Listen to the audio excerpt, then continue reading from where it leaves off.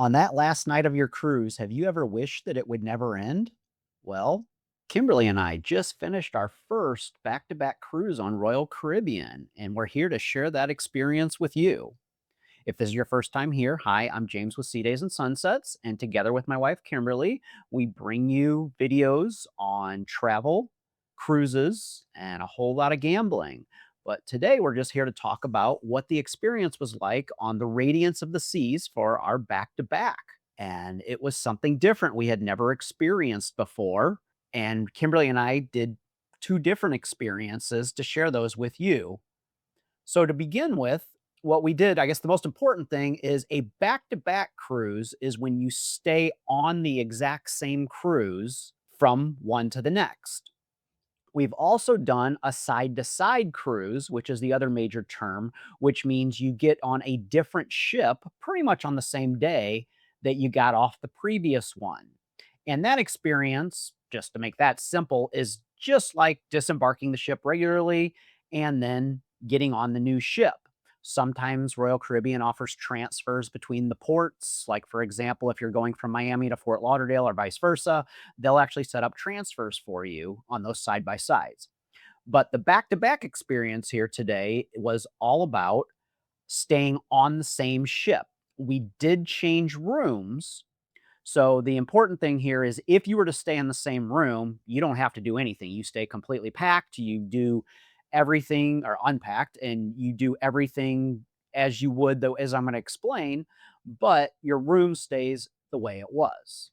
But for ours, we were changing cabins. So on the first day of our first cruise, we did let our cabin steward know.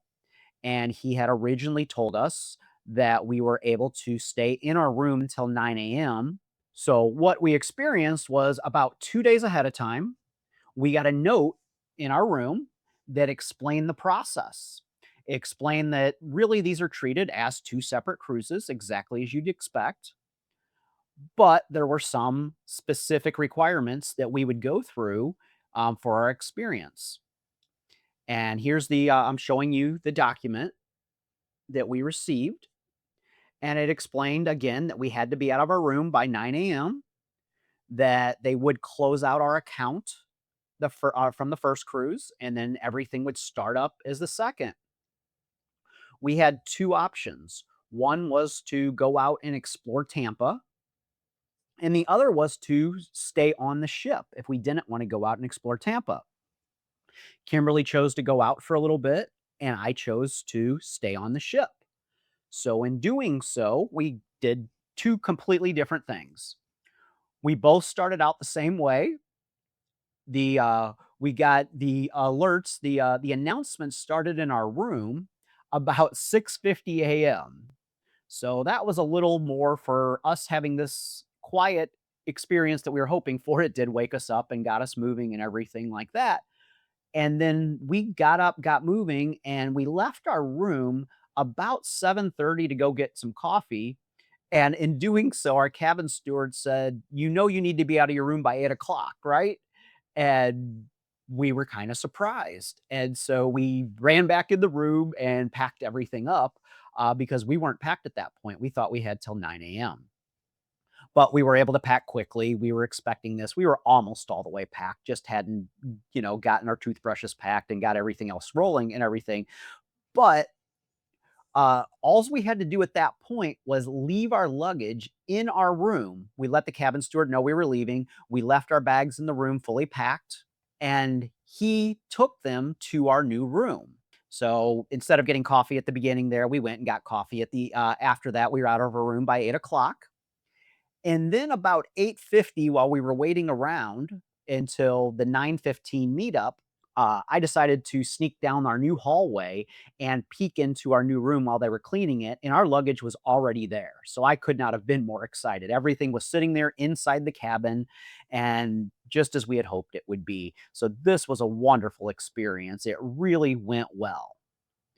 This is where Kimberly and I separated, though. At that point, she had the opportunity to go to the guest services desk and she could pick up her new SeaPass card along with an in transit card. It's just a piece of paper that says in transit on it. and it lets security know when you're getting back on the ship later that you are a back-to-back cruiser. So she picked this up at guest services, and then she walked off the ship with everyone else. So the requirement here for her was that the embarkation and debarkation process are one way, if you want to look at it that way. While the passengers were disembarking the ship, she could leave and go with them, and then when they flipped the switch, she could come back on with the passengers, but you could not go the opposite direction. So while they were disembarking, she could not come back onto the ship. And then once they started embarking, we were not supposed to go back off the ship. So that was something new. And so for Kimberly, she got off. She ran a couple errands, ran to CVS, and just went into Tampa a little bit there, just right around the port. And she came back at that point, and they were not ready to begin embarkation yet. So she waited in the cruise terminal with everyone else waiting to get on the ship. So that was her experience. It was kind of just a normal, I'm getting off the ship and then getting back on the ship, as if they were two separate cruises, with the exception of not having to deal with her luggage. Now, my experience, I waited till 9:15, and then I proceeded to the dining room where they had asked us to report.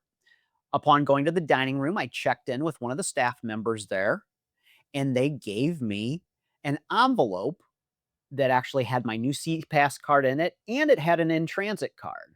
So the implication was, at least at that point, while they were still disembarking the ship, I could have left even at that point. And I heard another passenger ask about it, and I believe that they took off and went ahead and did that.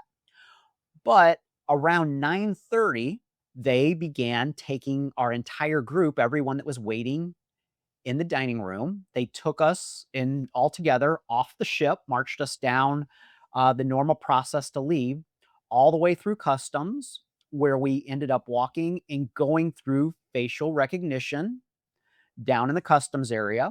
And then upon doing that, we all gathered together again and walked right back to the ship. When I was leaving the ship, though, one important thing is they did take my SeaPass card and said they would return it within 48 hours. I'm making this video sooner than that, so I have not gotten my old SeaPass card back.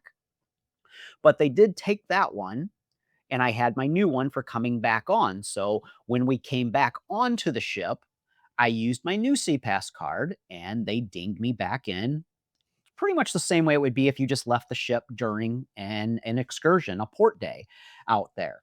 So we left around 9:30 in the morning from the dining room, and I was back on the ship by 9:44. So this was about a 15-minute process or less, and that was with some people with mobility issues and the whole group of all of us. I'm gonna say, yeah, I would guess there was about 20 people or so that did this, and then there were probably about 40 to 50 people, from what I could tell, that were doing the back to back on this one, and a whole bunch of people had gone into Tampa for a while. Me coming back onto the ship, though, was a very strange experience. When I came up to the pool deck, it was a ghost ship at that point. It was a little eerie that I was just walking around the ship without a soul to be seen for quite some time. And I got my seats in the solarium that I wanted to camp out at for the day, where we'd enjoy our time up there. And then I walked around a little bit and just noticed how empty it was. And this lasted for about an hour while Kimberly was texting me down in the waiting area. She was giving me updates on when they were going to start boarding and everything. So I had an idea when the suite boarding started and everything, but it was a different experience. So let me know in the comments if you have done this before and if you have experienced something different.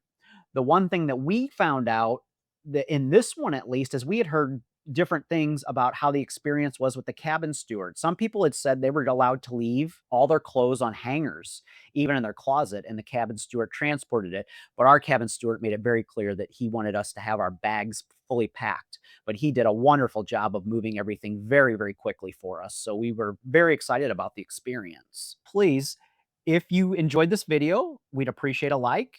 And if you want more updates on cruising, travel, and casino, please subscribe. Good luck to you in all your travels.